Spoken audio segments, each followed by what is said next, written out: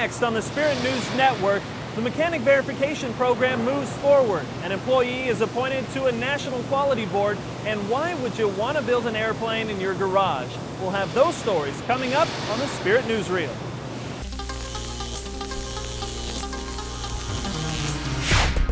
Implementation teams continue to meet for the mechanic verification process. This team from the fabrication shop is looking to determine the best process for collecting first pass yield data. They've got 2 forms that should work. Now it's a matter of putting them to the test. Well, we have a pretty good idea of collecting data, so we know all the parts are consistent, one right after another. Because if they don't repeat on the first or second part, you better find out why. Well, we're trying to develop a plan right now on how to collect the data, what satisfies our needs, QA's needs, and obviously maybe the FAA's needs. Training for Level 1 and Level 2 mechanics will start in June. You can find more information on the Spirit's internal website. Congratulations to Kelly Smith. He's been appointed for a 3rd time to be an examiner for the Malcolm Baldridge National Quality Award. What happens is we go through the training in May, then we get an application in the first weekend in June. And for that month of June, what we do is we look at that application and we create a feedback report for that applicant.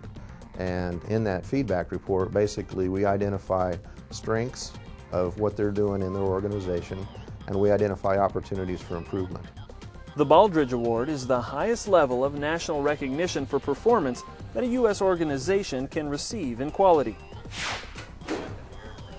Spirit employee Duane Davis is an engineer by day and a mechanic by night. This is a BD5 Micro.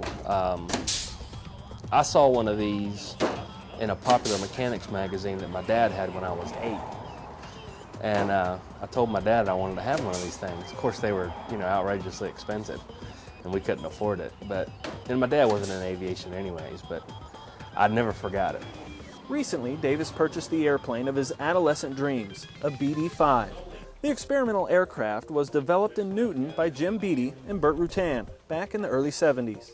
This kit was manufactured and most of it in 1971, so they don't make these parts anymore.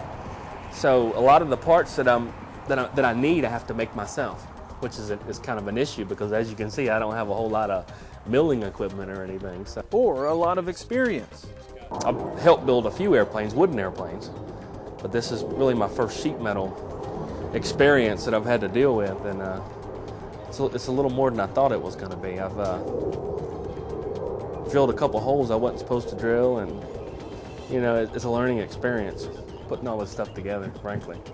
Despite a few not too pretty mistakes, Davis is pressing on. In fact, he says the work at home is only improving his work at the office. I've learned so much trying to bend this aluminum and rivet it, and having to drill rivets out, that it just made me realize, hey, this is really a stress point here that I didn't know existed. Well, it needs doublers here, and I didn't know what a doubler was, really. I mean, I knew what it was, but I didn't really know what its true focus was. And now that I'm building this aircraft, I'm like, man, that's why we do that. And, you read about it and you study about it, but until you actually do it, it's something totally different. Duane hopes to fly his airplane to Sun and Fun next year. And that'll wrap us up on Newsreel. We'll see you next week.